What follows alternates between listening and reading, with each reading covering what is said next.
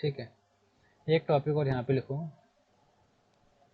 एक टॉपिक और अगर मैं यहाँ पे आपको लिखवाना चाहूँ तो वो क्या बन सकता है हमारा, काइनेटिक एनर्जी। काइनेटिक सब चीज़ पढ़ चुका प्रीवियसली चैप्टरों में, बस रिलेशनशिप आपको निकालनी, अगर थोड़ा सा बेसिक अगर आपका स्ट्रॉन्ग तो। Kinetic energy, energy versus, basically relationship भी लिखवा रहा हूँ मैं, रिलेशनशिप भी समझा रहा हूँ, ठीक है। काइनेटिक एनर्जी और अब थोड़ा आपको रिलेशनशिप भी समझो, इसको रिलेशनशिप भी समझा रहा हूँ मैं, ठीक है। मैं बता रहा हूँ कि इनका उनसे क्या रिलेशनशिप है, काइनेटिक एनर्जी का मोशन से क्या रिलेशनशिप है, मोशन से, मोशन मतलब खेलने डुलने से क्या रिलेशनशिप है। तो आपने मुझे ये बताया, जैसे काइनेटिक एनर्जी मतलब क्या, वो एनर्जी जो उस स्टेट में होती है जब कोई चीज़ मूव कर रही होती है, जब कोई चीज़ क्या कर रही होती है, मूव कर रही होती है, तो उस वाले स्टेट के अंदर जो एनर्जी होती है किसी भी ऑब्जेक्ट के अंदर, उस एनर्जी को हम काइनेटिक एनर्जी बोलते हैं। बिल्कुल सही है ना, ठीक है। तो ये बताओ, ये बताना मुझे, अगर काइनेटिक एनर्जी अगर काइनेटिक एनर्जी ज़्यादा है तो अब वो चीज़ मूव ज़्यादा करेगी कम करेगी, ज़्यादा। ज़्यादा, ठीक है। अगर काइनेटिक एनर्जी कम है, काइनेटिक एनर्जी क्या है, कम है, तो वो चीज़ मूव ज़्यादा करेगी या कम करेगी, कम। कम। तो अगर मैं कहीं पे बोलूँ, इसका मतलब ये है, अगर मैं कहीं पे आपसे बोल दूँ कि जो सॉलिड के जो पार्टिकल्स होते हैं, सॉलिड के जो पार्टिकल्स होते हैं, अगर मैं बोलूँ कि सॉलिड के जो पार्टिकल्स हैं उनके बीच में काइनेटिक एनर्जी कम है, एनर्जी क्या है, काइनेटिक एनर्जी क्या है, कम है। कम है, तो इसका मतलब जो उसके जो पार्टिकल्स होंगे वो ज़्यादा मूव करेंगे नहीं करेंगे, हाँ। हाँ ज़्यादा करेंगे या कम करेंगे। सर क्या बोलेगा, फिर से बोलना। हाँ तो सुना करो, मैंने बोला सॉलिड के पार्टिकल्स हैं, सॉलिड के पार्टिकल्स हैं, उनके बीच में ना काइनेटिक एनर्जी कम होती है। सॉलिड के पार्टिकल्स हैं, सॉलिड के मॉलिक्यूल्स हैं, उनके बीच में काइनेटिक एनर्जी क्या होती है, उनके अंदर काइनेटिक एनर्जी कम होती है। हाँ। तो क्या वो मॉलिक्यूल्स ज्यादा मूव करेंगे या कम मूव करेंगे, कम। क्लियर है। हाँ। तो अगर कहीं पर अगर इतना सा लिख के आ जाए कि they have very little kinetic energy, they have very little kinetic energy, little little मतलब बहुत कम, लिटिल मतलब बहुत कम, तो अगर किसी चीज के अंदर बहुत कम काइनेटिक एनर्जी है तो उसका ये मीनिंग मुझे आपको समझाना पड़ेगा, ये चीज तो इम्प्लाइड ही हो जाएगी ये वाली। हाँ। नहीं, हाँ वैसे यहाँ बोल दिया, समझे कुछ नहीं आपने, यहाँ पे तो वाइब्रेट लिखा है, यहाँ पे तो मोशन की बात ही नहीं कही गई है। सर कहाँ इसमें से मेरे हाँ, को पता है क्या है, क्या है। इसमें दिया है 10 से। आपकी वॉइस नहीं आ रही।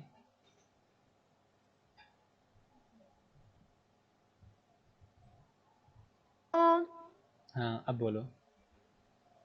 हाँ सर, मैं ये कह रही थी molecules only vibrate about their mutation, मतलब है मॉलिक्यूल्स वाइब्रेट करते हैं अपने आप, मीन पोजीशन अपनी, मतलब फिक्स पोजीशन से वाइब्रेट करते नहीं, मैं ये पूछना चाह रहा हूँ कि इसका वाइब्रेशन का इस काइनेटिक एनर्जी के साथ क्या रिलेशनशिप है, क्योंकि मैं तो भी आपको इन दोनों में रिलेशनशिप समझाई है ना मैंने तो आपको, मैंने तो काइनेटिक एनर्जी और मोशन में रिलेशनशिप समझाई है, तो वही मैं चाह रहा हूँ हैं। कि वो रिलेशनशिप इस लाइन में कैसे दिखाई दे रही है, इस सेंटेंस में ये रिलेशनशिप कहाँ दिखाई दे रही है, मुझे जरा समझाओ।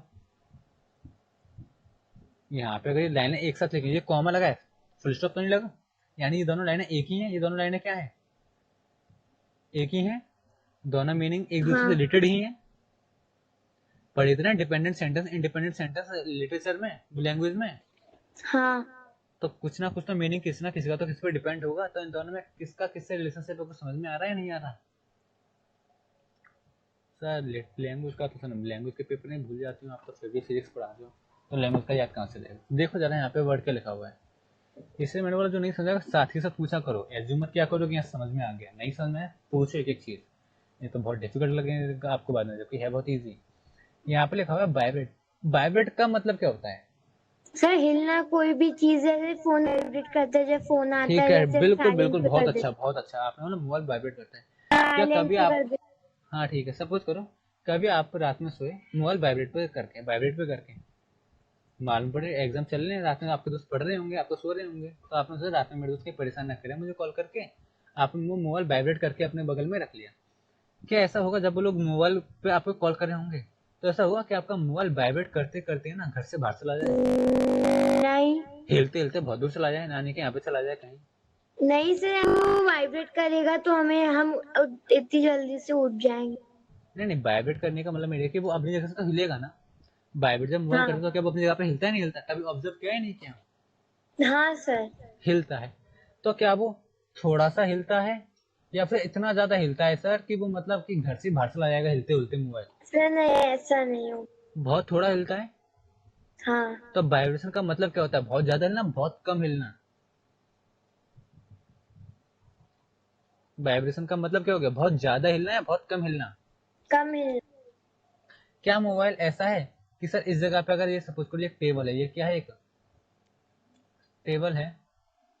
अगर यहाँ पर एक मोबाइल रखा हुआ है, अगर यहाँ पे एक मोबाइल रखा हुआ है, सपोज करिए मोबाइल रखा, अगर यहाँ पे वाइब्रेट करेगा तो सर ये इसी टेबल के थोड़ा आसपास ही वाइब्रेट करेगा या फिर ऐसा तो ये वाइब्रेट करते करते बेचारा मोबाइल इस साइड पहुंच जाए? सर अभी नहीं कभी यहाँ पे जंप लगा दें यहाँ पे एकदम से, ऐसा हो जाएगा क्या? या सब अपने नहीं, केवल जो सेंटर वाली जगह है वो वहीं पे वाइब्रेट करता जाएगा? कुछ बोला करो जब मैं पूछता हूँ वहीं तो। पे करता रहेगा हाँ, टेबल पे। तो इस जगह को बोलते हैं, जो आसपास की जगह होती है उसको बोलते हैं मीन पोजीशन। इस जगह को हम क्या बोलते हैं? मीन। स्टैटिस्टिक्स में इसको बोला जाता है एवरेज। जो एवरेज की जो आसपास की जो जगह है ना बेसिकली, वो वहीं की वहीं पे क्या करेगा? थोड़ा थोड़ा हिलेगा। वाइब्रेट मतलब क्या? थोड़ा थोड़ा हिलना। लिख लो यहाँ पे कहीं पे। वाइब्रेट का मतलब क्या होता है? बहुत ज्यादा हिलना, थोड़ा थोड़ा हिलना। तो इम्प्लाइड मीनिंग है अगर कोई चीज थोड़ी हिल रही है, अगर कोई चीज रही है तो उसके अंदर काइनेटिक एनर्जी कम होगी या ज्यादा होगी? तो कम है तो कम होगी।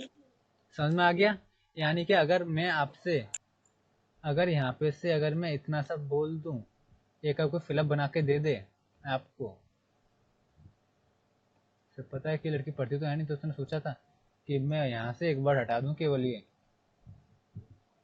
और अब उससे फिलअप पूछूं और उससे क्वेश्चन पूछूं कि बताओ यहाँ पे क्या आएगा, फिलअप करो इस जगह को। किसी जगह पे अगर ओनली वाइब्रेट लिखा हुआ है, कोई चीज बहुत कम हिल रही है, तो वहां पर काइनेटिक एनर्जी कैसी होगी? ज्यादा कम, लेकिन बहुत कम? बहुत कम ना? हाँ, समझ आ वेरी गया? लिटिल भी तो लिख सकते हैं। क्या लैंग्वेज चीज? में पढ़ा था। क्या वेरी चीज? लिटिल। हाँ आप लिख सकते हैं, तो वेरी डिटेल तो लिखा हुआ है यहाँ पे भी। तो यानी कि समझ आ गया क्या है मतलब? ये तो हमारा हो गया हाँ एग्जाम पर्पज से देखा है, तो एग्जाम के पर्पज से फिलअप भी ऐसे फिल कर लो कि आपको मीनिंग पता होगा। तो दूसरी चीज, अगर मीनिंग भी ना पता हो, अगर आपसे केवल वो बोले इतने सेंटेंस दे आपको, इतने सेंटेंस आपको केवल एग्जाम में लिखा हो, इतने सेंटेंस केवल बुक में लिखा हो कि जो मॉलिक्यूल्स होते हैं ना सॉलिड के हैं, ये बात किसके मॉलिक्यूल्स की चल रही है? पहले तो डाइवर्ट मत हो ना कॉन्सेप्ट से। ये जो मॉलिक्यूल जो चल रहे हैं, ये बात चल रही है सारे सॉलिड के मॉलिक्यूल्स की, सॉलिड के मॉलिक्यूल्स की। तो ये सॉलिड के जो मॉलिक्यूल्स होते हैं ना, वो क्या वाइब्रेट करते हैं, केवल क्या करते हैं? वाइब्रेट। तो इसका मतलब जो इनके बीच में इसका इम्प्लाइड मीनिंग क्या है? इसका इम्प्लाइड मीनिंग ये है कि क्योंकि ये बहुत कम मूव करते हैं, वाइब्रेट मतलब क्या? बहुत कम मूव करना, बहुत कम मूव मूव करना। करना। और अगर वो कुछ बहुत कम मूव कर रही है तो उसका मतलब क्या है? काइनेटिक एनर्जी, सॉरी, मोस्टली मेरे को वाइब्रेट यहाँ पे लिखना चाहिए था बेसिकली। अगर कोई चीज कम, बहुत कम मूव कर रही है, कोई से कम मूव कर रही है, तो उसका मतलब उसके अंदर काइनेटिक एनर्जी ज्यादा होगी या कम होगी? कम है तो कम होगी। बिल्कुल। तो यहाँ पे अगर ये लाइन नहीं भी लिखी है, तो यहाँ पर अगर ये लाइन नहीं भी लिखी है, तो आपको मीनिंग समझ में आ गया होगा सर। काइनेट अगर वाइब्रेशन की बात की गई है, कम मोशन की बात की गई, तो इसका मतलब है कि यहाँ पे सर ये लाइन नहीं भी लिखी, तो इससे हमें ये तो इम्प्लाइड हो गया कि सर इसके अंदर काइनेटिक एनर्जी कम होगी। होगी। लेकिन ये बताओ, अगर किसी भी तरह से, हमें नहीं पता कोई रीजन क्या है, हमें नहीं पता रीजन क्या है, किसी भी तरह से अगर काइनेटिक एनर्जी इंक्रीज हो जाए, काइनेटिक इंक्रीज, अगर काइनेटिक एनर्जी क्या हो जाए?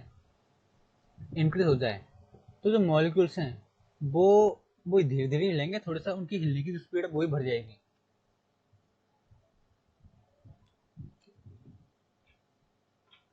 अगर काइनेटिक एनर्जी इंक्रीज हो जाए किसी भी वजह से क्या हो जाए? इंक्रीज हो जाए, तो उनकी जो वाइब्रेट करने की स्पीड है, उनकी जो हिलने की स्पीड है, वो उतनी ही रहेगी, वो भी बढ़ जाएगी। से इंक्रीज है तो इंक्रीज होगी। पक्का ना? रट तो नहीं रही हो? समझ हाँ में आ रहा है ना? तो वही लिखा हुआ है हाँ। कि काइनेटिक एनर्जी अगर इंक्रीज हो रही है, तो वाइब्रेट भी क्या करेंगे? मोर वॉलेंटली, वो भी और तेजी से वाइब्रेट नहीं कर। करने लगेंगे।